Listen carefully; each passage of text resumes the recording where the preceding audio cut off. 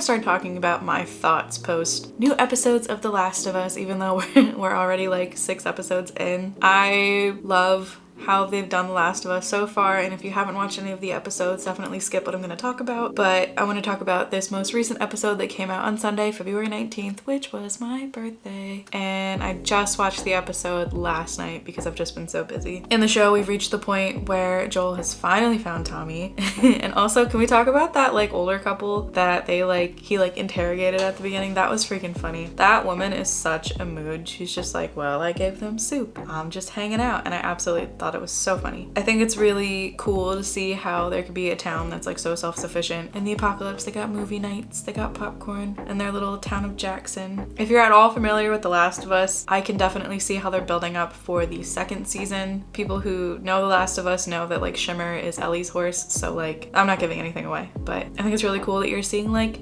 her horse as a little baby, like a young Shimmer, and seeing some of the people that she'll definitely be interacting with more in the 2nd season. But I thought it was really cool that Joel finally found Tommy, his brother, and I think it's interesting how they kind of did. I don't think in the video game Tommy and his wife Maria were gonna have a baby. I thought it was interesting how they added that into the show. Again, I just love the parallels that they do between the game and the show. If you watch the video game, when Ellie is sitting upstairs in that little room reading that journal of the kid whose room she's staying in, and she's like, is this all they really had to worry about, like boys and like what to wear and stuff? In the video game it happens kind of differently. Basically like Ellie doesn't overhear Joel telling Tommy that Tommy basically needs to take Ellie to the finish line. I'm pretty sure it happens like differently. I don't think she like overhears it, but I think she's like told like, oh, like you're gonna go with Tommy's gonna take you to the end. And then they have that argument where like Ellie tells Joel that she knows about Sarah, and Joel gets like super in his feels about it and gets like really mean. He's like really mean to her. And then she just like runs off the next morning, and she ends up in an abandoned house, and then that's where Joel and Tommy like go to look for her and then find her, and that's where the bedroom is, where she's like, is this really what, you know, teenagers had to worry about? Just boys and trying to figure out like what to wear and stuff like that. So they definitely cut that a little bit, like that her like running away and stuff, and just made it her just eavesdropping their conversation and then being mad at Joel. But I just love that she kind of finally told Joel like, listen, you have your own trauma, I have my own trauma, and it's not fair for you to act like you're the only one who's gone through stuff, because everybody here has, and she's definitely gone through a lot too. So I'm really happy that she like kind of tells him how it is. And then I just love that moment where like you think Tommy's gonna take her to the University of Colorado, and it's just Joel who's gonna take her. And I'm like, oh, like, thank you for not abandoning her. I appreciate that. I love that. And then of course at the university, I love in the video game they have the monkeys, and he's like, oh, you know, what is that, your first time seeing a monkey? And then she makes that joke about like, oh, maybe the scientists who were supposed to be there aren't there anymore because they must have just done so much research that they turned into monkeys. And then the fight scene in the video game is like obviously way longer because you're playing as Joel and you're trying to save Ellie, and you know how it usually goes. But in the game he's like on a 2nd story, and then he's like jumped by somebody, and sorry, there's a hair on my arm. He gets like pushed off the balcony and he like falls backwards on a like exposed piece of rebar. But in the show that like they had somebody stab him. But again, like if you have not watched the show, if you're gonna watch this show, I really hope that you're not listening to me rant about this, because they leave you on such a cliffhanger both in the game and like in the show. So I mean, we'll see what happens, but I do feel bad because I do think that, I know like Joel made it clear like he's not Ellie's dad and all that, but I mean, come on. I do feel like Ellie at this point has to look up to Joel as like a fatherly type figure, and I don't know how Joel couldn't not look at Ellie and see like a daughter in her. Like I know he had Sarah, I know Sarah was his child, I know that he lost Sarah, but like I do see that like father-daughter like kind of bond with them. But I don't know, I guess we'll see how it goes. But I just really love that episode. It was fantastic. I really enjoyed it. I think it's finally snowing, kind of, but we're gonna go look at it. I'll show you what I see. Okay, I wouldn't really call this like a lot of snow, but I don't know if you could see. These cars are kind of covered. It's like icy, sleety snow, but I don't know, it feels a little stormy out. I kind of like it.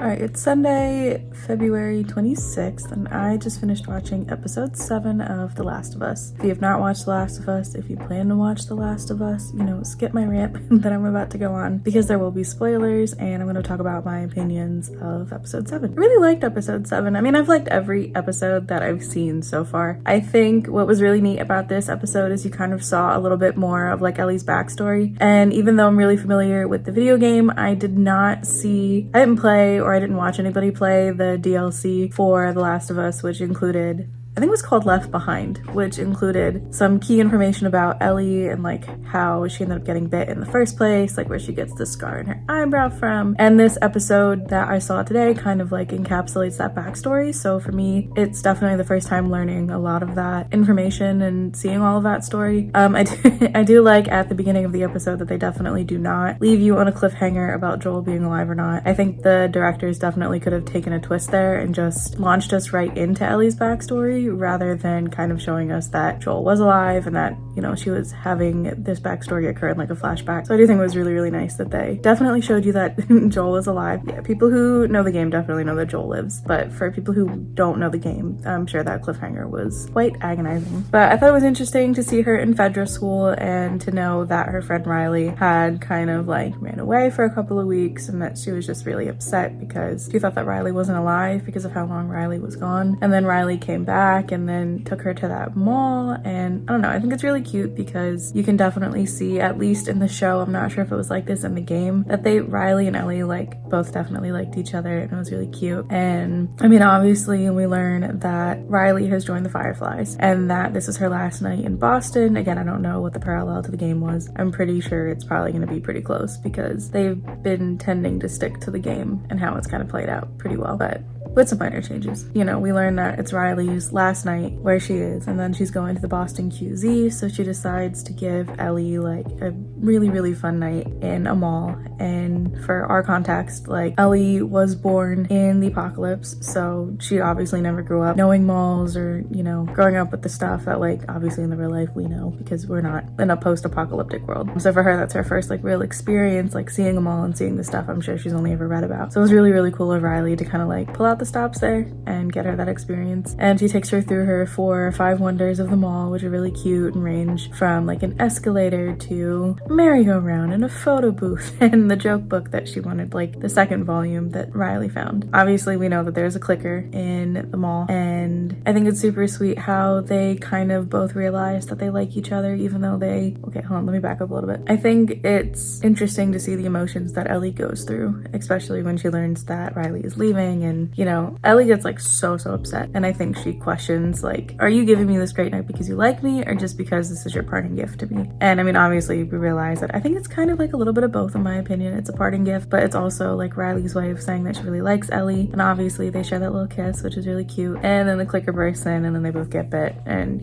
we obviously know that Riley dies and Ellie lives. But I do think it's really cute that Riley is like, we could be all poetic and just lose our minds together, and I think that's super sweet. They kind of just like cut it off there. I don't know what happens in the game. I don't know if that's where the game ends for the DLC or if, Riley turns and Ellie has to put her down, but I don't know how that ends. But I thought it was a nice episode. I thought it was nice to learn a little bit more about the backstory, to see the friendship that Ellie had with Riley, because since Ellie's an orphan, I mean, it's not like Ellie had any ties to any other people. And then Riley mentioning how she knows Marlene and how she had asked Marlene if Ellie could go, but Marlene said no, because obviously Marlene knows who Ellie is. But obviously she told Riley that Ellie can go with, because I believe Marlene knows that Ellie is immune. That's where that episode left off, and I am excited for next week. Next week is gonna get a little bit twisted. Next week I believe we meet the cannibals, and that is a super messed up like arc in the game, so I'm interested to see how they do it in the show. But yeah, that's my thoughts. I really liked it. I love getting to see Ellie's background and meeting her friend and seeing the people that she really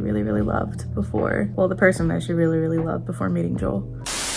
It is Tuesday, February 28th. It's the last day of February. It's the end of the month, so I'm here at the nail salon to get my nails done. But I'm kind of early, so I'm just hanging out in my car. I have to edit the vlog that's supposed to go up on Tuesday, probably like later tonight, so you're probably gonna see like a lovely little mishmash of footage. But I hope that you enjoyed my opinions on The Last of Us. I hope that you liked that little glimpse of snow that you saw and those deer, which I saw, I think I was doing like Facebook Marketplace, and they were just like there, and there were so many of them, and they were not shy at all, so I had to take a video of them. I hope that you enjoyed hearing my thoughts on The Last of Us. If you don't watch it, I highly recommend that you do. I do understand that it is on a paid service, so if you don't want to watch the show, I mean, I'd honestly recommend watching like a YouTuber do like a gameplay through. Like, I highly recommend Julian Solomita. Give that a watch. And then if you do ever get to watch the show, you know, you can then appreciate the show even just so much more, because you see the hard work and dedication that they put into making the game match the show. But that's all I got for this week. I hope that you guys had a wonderful week. I hope that you guys have a lovely first week of March, and I will talk to you guys soon.